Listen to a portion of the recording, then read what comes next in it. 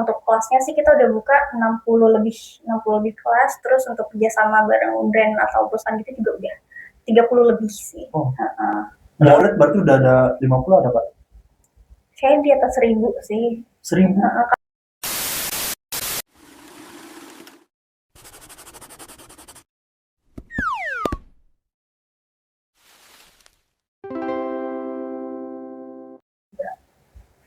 Halo guys, selamat datang di Ngobras, ngobrol santai. Nah, kali ini nih di Ngobras tuh kedatangan tamu spesial. Dia tuh eh, hebat dalam merajut. Sengaja kita puji-puji biar agak-agak terbang dikit nih kayak. Nah, kita kedatangan Kak Cindy nih. Yeay. Aku kepo sih sama dunia rajut nih ya kayak. Kayak apa sih yang kayak Kak Cindy suka sama dunia rajut tuh? Sebenarnya tuh dari awalnya aku penasaran aja sih, terus aku suka karena ya bisa melatih fokus, terus kayak menghasilkan sesuatu yang dari awal yang nggak ada jadi ada gitu, tuh kayak ada kepuasan dan kebanggaan tersendiri gitu, makanya aku jadi seneng gitu sih. Dari hasil rajut itu kan kayak maksudnya lumayan effort ya kayak. Effort banget. Kadang aku yang orangnya nggak sabaran tuh kalau buat ngerajut tuh, aduh ini satu benang ke benang satunya bakal jadi apa enggak nih, bentuk-bentuk apalagi agak ada bentuk yang bulat-bulat, kotak gitu kan harus yang kayak siku-sikunya tuh. Iya. Tuh lumayan susah kayak kakak tuh kok bisa sih kayak pengen banget menenuni rajut ini. Kalau awal-awal mungkin emang susah ya, tapi kalau kita udah bisa teknik dasarnya, itu tuh bikin apa aja tuh sebenarnya bisa gitu, gampang. Jadi kita tinggal ulangin teknik yang udah kita pelajarin, terus kalau ada teknik baru pun mungkin nggak jauh-jauh gitu dari teknik sebelumnya. Jadi kalau udah bisa basic tuh enak sih, bikin apa aja tuh nggak sesusah yang dibayangin gitu. Soalnya bayangan aku kayaknya selalu susah. Gitu mindset ya. Nah, kakak kalau boleh tahu dari umur berapa kayak suka ngerajut? Baru 3 sampai 4 tahun belakangan ini sih, mungkin dari umur aku berapa ya, SMK tapi gitu ya? patokannya dari aku semester 4 deh kalau nggak Oh, salah. semester 4 nggak pusing ya, tapi ngerajut ya.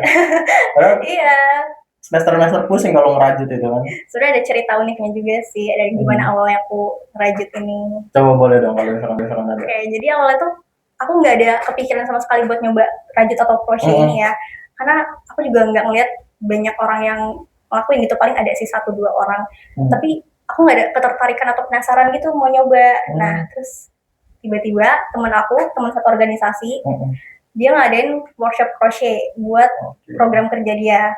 Terus karena satu organisasi, satu divisi juga, akhirnya aku ikutan buat support aja nih niat ya, support teman lah gitu. Terus pas udah ikutan, ternyata pas di workshop itu tuh aku nggak berhasil bikin projectnya gitu. Aku cuma berhasil bikin kayak 3-5% dari keseluruhan project aja gitu. Karena emang waktu itu pesertanya banyak sih, dan tutornya cuma 1 orang. Jadi tuh emang rata-rata semuanya pada nggak selesai. Kewalahan juga ya masih. Bener. Tapi dari situ tuh aku jadi penasaran gitu. Di rumah aku coba ulik lagi, aku pelajarin lagi, tapi lewat YouTube aja gitu. Aku cuma modalkan YouTube, jadinya otodidak tuh jatuhnya. Terus pas aku nyoba-nyoba, ih seru gitu, terus aku senang, terus ya udah deh jadi keterusan dan jadi bisa gitu. Nah aku penasaran, pertama kali kakak bisa ngerajut itu kakak buat apa nih kalau boleh tahu? Aku bikin pouch, awalnya aku bikin pouch karena emang kalau buat belajar tuh bikinnya yang projectnya tuh datar dulu gitu. Jadi aku bikin pouch, cuman pas pertama bikin tuh hasilnya emang aduh jelek deh gitu, agak mencong-mencong ya, mencong gitu, tapi aku nggak patah semangat dong karena hasil pertama tuh nggak bagus, jadi aku nyoba lagi yang kedua, terus akhirnya bisa nih gitu. Butuh berapa lama yang pertama? Butuh berapa lama yang pertama kali kakak buat pouch itu? Sehari sih. Sehari. Terus seharian sih aku gabut juga sih. Ngapain ya? Ngerajut terus. Karena pouchnya juga nggak besar sih, jadi sehari selesai. Gimana kalau besar? Kalau besar bisa berhari-hari gitu? Bisa banget, bahkan kalau yang kayak bisa bikin baju, bikin selimut, itu kan bisa berhari-hari banget, bahkan berbulan-bulan sih selesainya, tergantung kerumitannya juga. Itu kayak kalau buat ngerajut gitu aku bingung deh.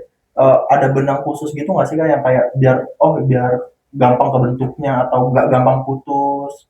Kan nggak asal benang kan? Kalau untuk benang khusus, sebenarnya benang apa aja tuh bisa dirajut. Jadi itu menyesuaikan sama projectnya aja.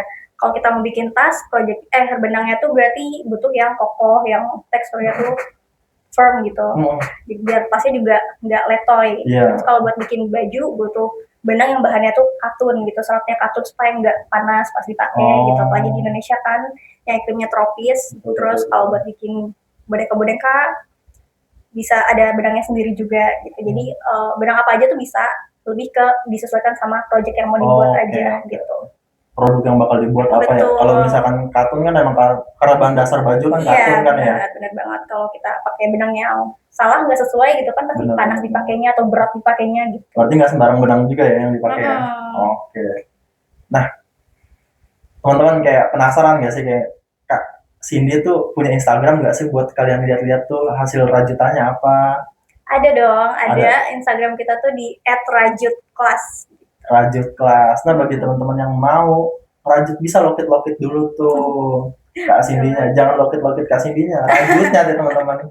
Iya, kita juga ada website nih, selain Instagram kita punya website. Websitenya itu di rajutkelas.id. Di situ juga udah banyak banget sih info-info tentang rajut kelas, kayak ada kelas-kelas apa aja, terus testimoninya juga banyak di situ. Oke. Nah, kurang lebih berarti Kak Cindy tuh udah dari semester 4 berarti 3-4 tahun sekitar 3-4 menekuni rajut nih ya.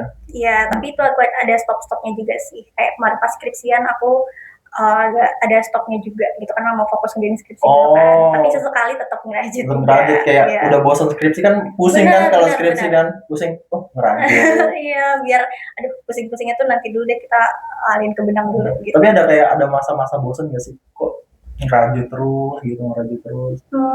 Enggak sih, kebetulan karena seneng kali ya, jadi nggak ngerasa bosan. Bagi kalian yang hobi apapun, tunjukin hobinya berarti ya. Iya, kalau kita ngerjain sesuatu yang emang kita suka, yang emang kita hobi, kayaknya nggak bosan deh. Nggak bosan ya. Benar sih itu. Cuman ya kayak hebat sih emang kalau misalkan aku sih orangnya aku nggak sabaran. Bukan hanya ngerajut, mancing aja aku nggak sabaran kalau dapat ikannya. Iya benar kayak, aduh ngapain sih ini aku? Gitu. Nah, aku penasaran sih. Selama 4 tahun kakak ngerajut gitu, kayak ada nggak sih pelajaran hidup yang kakak dapat dari cara kakak ngerajut, cara kakak perlahan-lahan mengkaitkan benang satu ke benang lainnya segala macam? Ada sih, ada banget pastinya.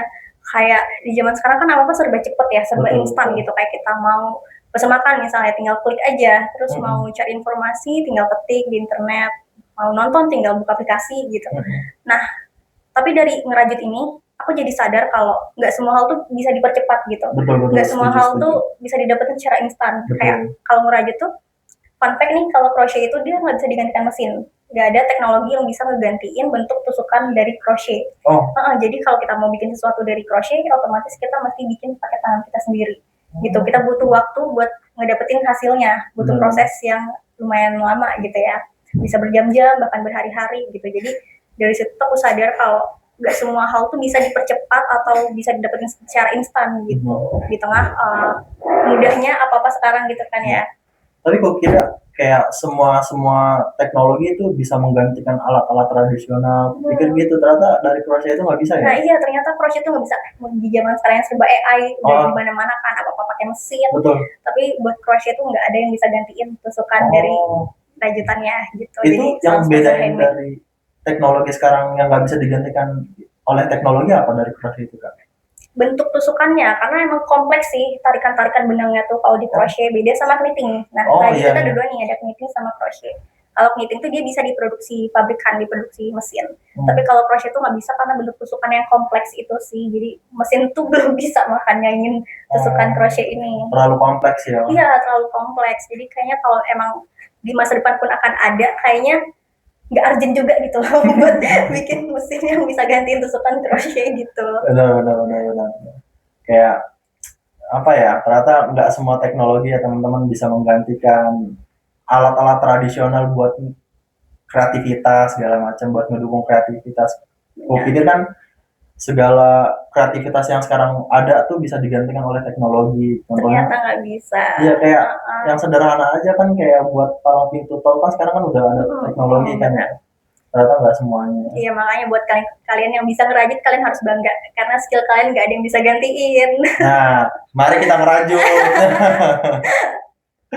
Aduh, aku jadi penasaran. Tapi udah berapa banyak ya? Kayak kakak udah berapa macam nih merajut, udah berapa produk yang kakak rajut? Aku sebenarnya nggak ngitungin sih kalau berapa produknya. Terus aku juga sekarang kan lagi fokusnya tuh di ngajar rajut aja ya, di rajut kelas gitu. Kita buka kelas. Jadi kalau untuk kelasnya sih kita udah buka 60 lebih kelas. Terus untuk kerjasama bareng brand atau perusahaan gitu juga udah 30 lebih sih. Oh. Ada berapa ini kak anggota gitu yang masuk? Kalau di rajut kelas tuh kita punya tutor freelance sekitar 8 orang. Tutor freelance tuh sama admin satu orang. Tapi kalau misalkan untuk masalah biaya lumayan cukup affordable ya. Biaya apanya nih? Masuk kelasnya dong. Masa masuk ke hati kakak? Sebenarnya kalau affordable tuh tergantung ya. Tergantung tiap orang kan beda-beda nih. Ngerasanya kadang ada yang ngerasa sedih mahal, ada yang ngerasa sedih murah gitu. Jadi itu lebih tergantung orangnya aja sih ngerasanya tuh gimana. Tapi kalau misalkan ada kelas gitu, aku boleh tahu nggak kayak lokasinya di mana gitu? Biasanya kita di Jakarta Selatan, keseringannya di Jakarta Selatan, tapi kita menjangkau area Jabodetabek gitu. Cuman emang lebih seringnya di Jakarta Selatan. Ada base tertetap nggak di mana gitu? Nggak ada sih, emang pindah-pindah aja terus. Pindah-pindah ya. Oke. Mungkin kan ada teman-teman kayak bosan ya mau kemana, tiba-tiba kan kepikiran, oh pengen ikut kelas rajut lah, pengen iseng-iseng kan awalnya iseng-iseng kan. Banyak banget yang kayak gitu. Iya. Tahu nggak sih kayak sekarang tuh kan ada yang iseng-iseng buat tanah liat gitu, yang kreativitas tanah liat sekarang kan ada di kota tua gitu kan. Iya benar, banyak juga sih workshop kayak gitu di internet juga. Makanya kayak siapa tahu ada base tertentu di mana buat jadi kita pergi sekali ya. So far belum ada sih, semoga soon ada ya. Kita pasti dong, pasti kayaknya bakal ada soalnya aku lihat tadi IG-nya, menarik ini menarik. Kapan lagi mama saya bangga kalau saya bisa ngerajut ya kan? Iya ikutan dong. Ya, ntar soon sih aku bakal ikut rajut sih. Nah, murid berarti udah ada 50 ada Pak? Kayaknya di atas 1000 sih. 1000? Karena di satu kelas tuh tutornya itu udah berapa? Kan di setiap kelas kita cuma maksimal 10 orang. Nah karena udah lebih dari 60, terus yang kerjasama juga, kalau kerjasama tuh biasanya puluhan orang sih, kayak 30 orang sekali kelas, 50 orang gitu. Kita tutornya itu tergantung jumlah pesertanya, makin banyak pesertanya makin banyak juga tutornya, makanya kita ada 8 orang freelance tutor. Dan itu mereka biasanya by event gitu, kalau ada event baru mereka kerja gitu. Tapi kan misalkan rajutan kakak itu dijual di e-commerce gitu nggak sih? Awalnya aku jualan produk justru, aku waktu itu jualan buket bunga rajut gitu, buket bunga rajut. Cuman karena sekarang udah sering buka kelas gini, terus aku nggak pegang lagi buat bikin produk, jadi aku fokusnya di kelas rajut aja dan udah nggak jualan produk lagi. Tapi aku penasaran sih, di mana waktu itu di Shopee? Waktu itu di Shopee. Laku banget itu ya? Lumayan sih waktu itu, cuman tenaganya nggak mampu ya kalau memproduksi banyak, soalnya kan bikin satu bunga rajut aja tuh butuh waktu 2-3 jam sampai satu tangkai itu jadi ada daunnya, ada tangkainya gitu kan. Dan kalau misalnya lagi banyak pesanan gitu, kadang akunya nggak keburu buat bikinnya sih, jadi. Tapi kenapa nggak coba yang simpel-simpel kayak alas buat botol gitu, gelas? Karena udah banyak yang jual kali ya, jadi aku kurang tertarik juga buat bikin produk itu. Soalnya aku pikir di meja-meja kantor tuh banyak banget yang tatakan itu dari hasil rajut kayaknya. Cuman aku senang bunga aja sih. Senang bunga. Saya juga senang bunga. Bunga apa aja saya senang. Semua bunga bagus teman-teman. Nah, di rajut kelas ini kayak ada event-event nggak sih Kak? Kayak event-event rajut gitu? Ya paling event kelas kita aja sih. Event-event workshop rajutnya. Nggak ada yang kayak event besar gitu? Belum ada sih. Kayak event gimana contohnya? Contohnya kayak misalkan ada pameran rajut di mana. Aduh, gitu. Belum ada sih kalau itu. Ya? Iya, belum ada. Tapi kayaknya kakak bakal jadi pelopor sih event besar gitu. Enggak, tapi event-event pameran rajut udah banyak kok. Udah banyak ya? Waktu di museum apa ya? Museum Nasional kayaknya ada deh pameran rajut gitu. Terus waktu itu di daerah mana juga ada sih aku ngeliat. Nah, eh kakak tuh kayak apa namanya? Idola kakak di Raju tuh siapa? Yang paling terkenal deh. Aku penasaran sih. Aku awam banget soal tentang Raju. Jujur nggak tahu sih, nggak ada, aku Nggak tahu. nontonnya random aja sih, nggak punya Kayaknya idola yang spesifik satu orang aku lihat terus gitu, nggak ada sih. Soalnya konten kreator Rajut kan juga banyak ya, dan oh, iya. aku nggak ada yang apa ya kayak mantengin Instagram satu orang atau dua orang gitu, nggak ada sih. Tapi ada yang kayak beberapa orang tuh kayak ini rajutannya bagus atau apa yang selama kakak lihat gitu ya? Banyak banget sih, banyak banget ya. Kalau yang kayak gitu mah. Ada nggak sih tantangan hal yang ketika kakak rajut tuh kakak pengen buat sesuatu produk tapi kakak ngerasa oh buat ini kayaknya susah banget deh sampai kakak udah lumayan frustasi nih buat produk ini? Sebenarnya bukan karena susah, tapi karena nggak selesai-selesai. Oh iya? Iya, itu aku pernah bikin kardigan, ternyata bikin kardigan. Itu tuh nggak susah, cuman ngulang-ngulangin teknik yang sama aja. Cuman karena selesainya tuh lama banget kan, butuh berapa, aku udah ngerjain beberapa minggu, tapi nggak selesai. Kayaknya itu berbulan-bulan ya ngerjainnya. Terus akhirnya di tengah jalan aku bosen, aku pengen ngerjain yang lain gitu, terus akhirnya aku tinggal. Terus sampai sekarang belum aku lanjutin. Terlupakan jadi kardigannya. Iya, jadi terlupakan aja, terus nggak jadi sampai sekarang. Jadi lebih ke nggak komit sih aku orangnya. Benar. Fokusnya udah dapet nih, komitnya yang kurang nih. Bener, aku bosen kalau ngerjainnya itu terus. Oh, orangnya bosenan ya? Iya sih, lebih bosenan. Bahaya banget teman-teman kalau misalkan buat jadiin pasangan. Aduh, itu mah beda lagi ya. Oh, beda lagi, sorry. Berarti dibatasin ya? Ya, beda hal. Beda hal. Oke, aku harapan kakak nih kalau buat Rajut ini ada nggak sih harapan kedepannya buat kelas Rajut ini? Aku sih berharap banget suatu saat Rajut Kelas tuh bisa ada di berbagai kota di Indonesia ya. Karena kan kalau sekarang masih mencakup Jabodetabek aja. Terus aku pengen supaya nggak warga Jabodetabek aja nih yang bisa ngerasain belajar Rajut yang tetap fun, nggak bikin stres atau berantem sama benang. Jadi biar lebih banyak aja orang yang ngerasain belajar Rajut itu fun gitu. Karena Rajut itu kan emang struggle ya di awal-awal. Pasti kalau kita salah-salah milih benang aja, itu tuh bikin experience Rajutnya tuh kayak susah banget ya ngerajut, kayaknya gue gak bakat deh gitu. Padahal itu karena salah pemilihan material mungkin, salah benangnya, atau salah tutornya gitu.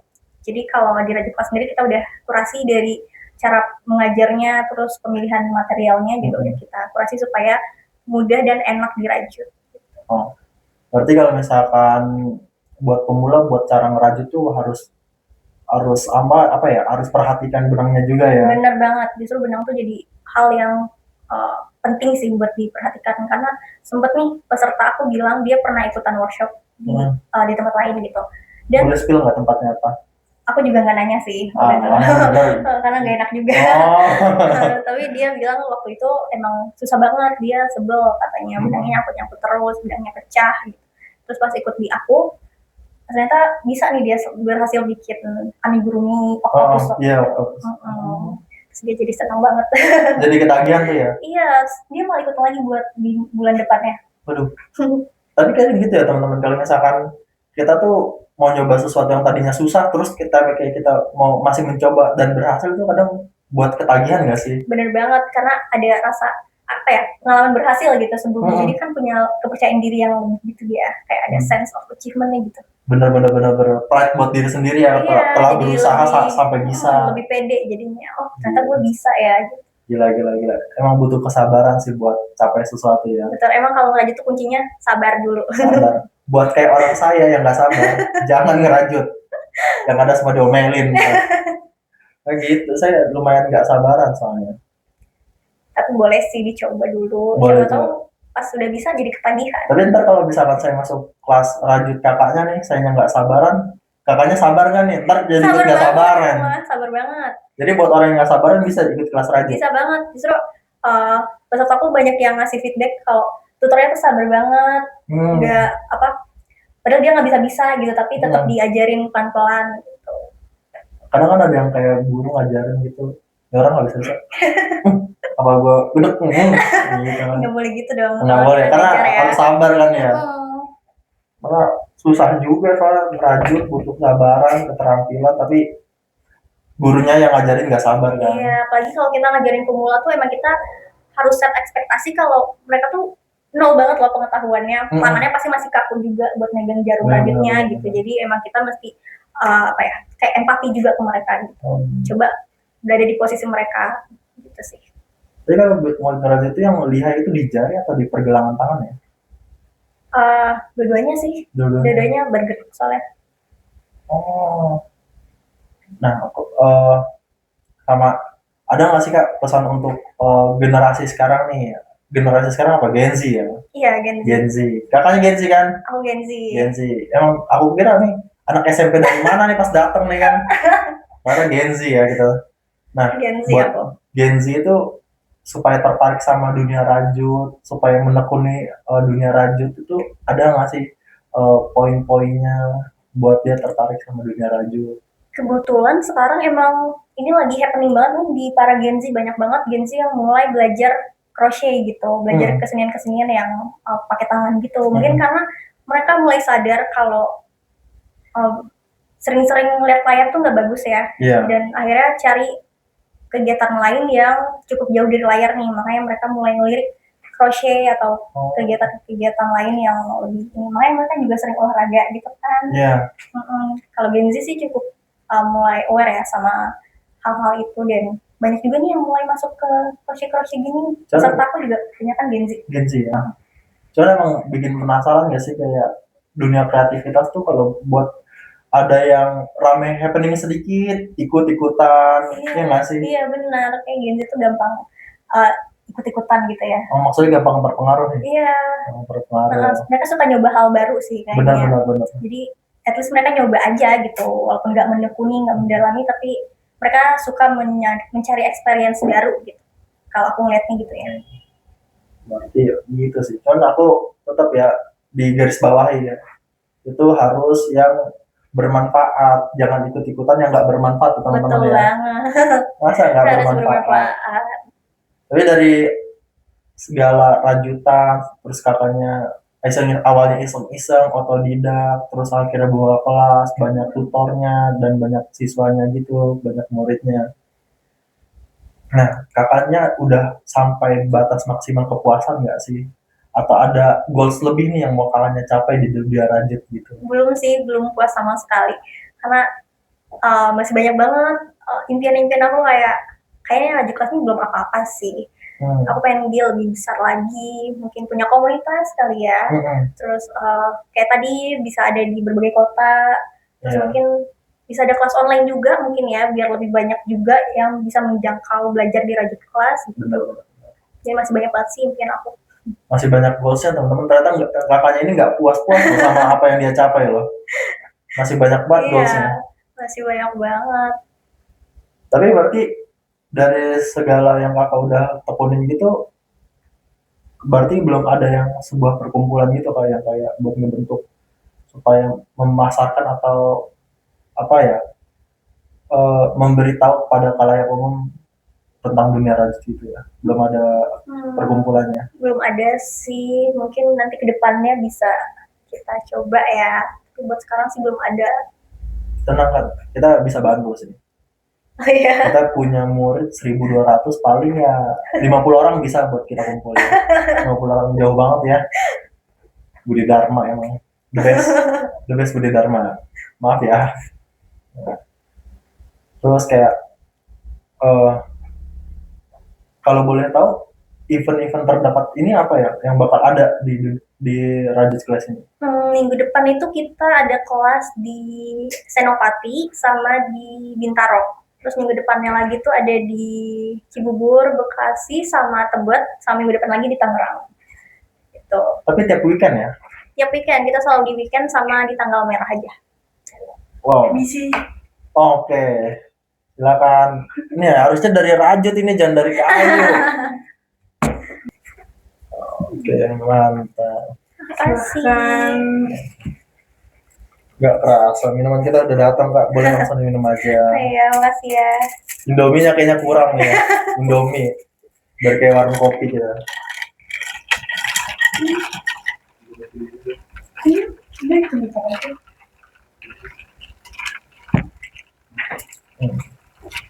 Lanjut. Oke. Nah, berarti kalau misalkan kelas rajut itu ada setiap weekend ya? Setiap weekend sama tanggal merah Oh, libur nasional juga ada kelas? ada. Kayak Kita- kemarin, hari Senin kemarin ada? Iya, Senin kemarin kita di Tangerang kok. Oh, Senin kemarin hari apa? Pancasila ya? Iya. Harusnya upacara, bukan ngerajut. Ada aku itu yang upacara. Tapi keluarga ngedukung semuanya ngerajut ya? Ngedukung banget. Tapi keluarga aku nggak ada yang bisa ngajak sih. Aku sama adekku tuh bisa karena aku ajarin. Dia tuh ngeliat aku ngerajut, terus dia minta diajarin juga, dia pengen bisa juga. Akhirnya aku ajarin dan dia bisa juga. Terus dia sering ikut aku workshop juga. Paling yang di keluarga Jadi tutor bisa, dia, jadi tutor. Iya, kadang Oh iya? bantu. Keren juga Karena ya. dia masih SD kelas 5 loh. SD. Tapi dia emang sering ikut aku workshop sih. Jadi karena udah rasa dia penasaran ikut kakaknya ya. Kadang kan ada yang lihat kakaknya kayak kakaknya keren banget gitu, kreatif ya kan. Jadi kan kayak apa ya, suatu dorongan gitu pengen ikut-ikutan. Penasaran juga. Rasa penasarannya tinggi jadinya kan. Iya. Apalagi udah ada contoh yang berhasil gitu. Amin ya, berhasil. Nah, untuk teman-teman kayak misalkan ada yang pengen ikut kelas rajut nih, mungkin lu kok jauh-jauh ya, mungkin teman-teman bisa cek Instagramnya atau DM ke tadi apa Instagramnya? Rajut kelas. Rajut kelas. Teman-teman DM, misalkan teman-teman lokasinya di mana, di Papua, jauh dong, jauh banget ya. Jauh banget. Misalkan di Tangerang, nah teman-teman bisa DM, Kak kapan ada event di Tangerang? Saya mau ikut kelas rajut. Betul, boleh banget request misalnya Kak di sini dong, Kak di situ dong, nggak apa-apa banget. Nanti kita bisa pertimbangin buat open class di sana. Iya. Kakaknya udah lumayan, experience-nya udah lumayan panjang teman-teman. Jadi gak usah diraguin tentang cara dia merajut, cara dia menghelai dari satu benang ke benang lainnya itu sangat lihai ya. Kelihatan dari tangannya, kayak sering.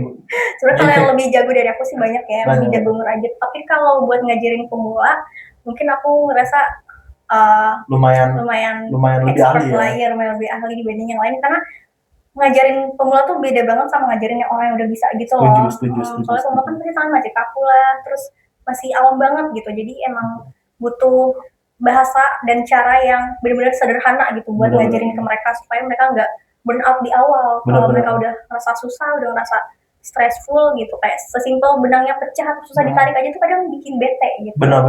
Jadi kalau yang lebih jago ngerajut mungkin banyak, tapi yang bisa ngedeliver cara ngerajut dengan mudah ke pemula tuh kayaknya sedikit ya, dan aku ngerasa aku salah satunya gitu. Tapi aku setuju sih, nggak semua orang tuh pintar dalam sesuatu hal itu pintar buat ngajarin. Bener banget, iya. Kadang orang bisa tapi dia bingung cara deliver ke orang tuh gimana ya biar dia juga ngerti ini apa yang gue maksud gitu. Bener. Aku salah satunya, aku mungkin bisa sesuatu hal gitu, cuman aku nggak bisa buat ngajarin orang tuh bisa ngelakuin apa yang aku lakuin. Iya, itu dia yang agak susah tuh. Iya, karena kan aku pikir karakter orang-orang tuh banyak banget ya dan berbeda-beda ya. Kayak daya tangkapnya beda, ada yang lebih cepat nih nangkapnya, ada yang lebih lambat gitu. Tapi itu jangan dilihat kayak berbeda gitu ya. Makanya kalau di kita tuh nggak ada pressure sih, jadi kita ngikutin pace pemula gitu belajar ngerajutnya. Nggak ada yang lebih cepat, nggak ada yang lebih pelan. Jadi biar mereka juga nggak terpressure gitu, nggak ngerasa ih kok gue dong yang belum bisa ya gitu. Benar. Jadi kita bikin suasana kelas itu kayak semuanya tuh sama levelnya gitu. Kadang kan lihat temen udah jadi nih, kita jadi tekanan ya. Iya, tekanan pengen buru-buru jadi. Gue dong yang belum jadi gitu. Ada nggak sih kesan kakak dalam merajut tuh, ada cerita kocaknya nggak tuh? Cerita kocak apa ya? Kayaknya kocak nggak ada, tapi mungkin lebih kayak miris gitu, karena di kelas rajut tuh pasti selalu aja ada yang dibongkar gitu. Karena gitu tuh kalau ngerajut, kalau misalnya ada yang salah mesti dilepas lagi. Istilahnya tuh frogging namanya. Jadi kalau udah kita udah bikin misalnya udah sampai hampir selesai gitu, kalau di tengahnya ada salah, ya itu mesti dilepas, nggak bisa dibenerin di akhir-akhir gitu. Jadi mesti diulang gitu. Nah, jadi kalau buat peserta yang awal-awal belajar gitu kan, terus kalau misalnya mau dibongkar gitu pasti kayak, jangan Kak gitu. Iya, kayak capek. Iya, hasil kerja keras aku Kak gitu. Tapi biasanya aku kalau kesalahannya tuh nggak fatal, maksudnya masih bisa toleransi, nggak ngubah bentuk banget, aku biasanya saranin buat lanjutin aja gitu, karena namanya project pertama pasti kan nggak sempurna ya, pasti ada Benar-benar. mencong-mencongnya lah atau kurang simetrisnya gitu, jadi nggak apa-apa namanya project pertama gitu.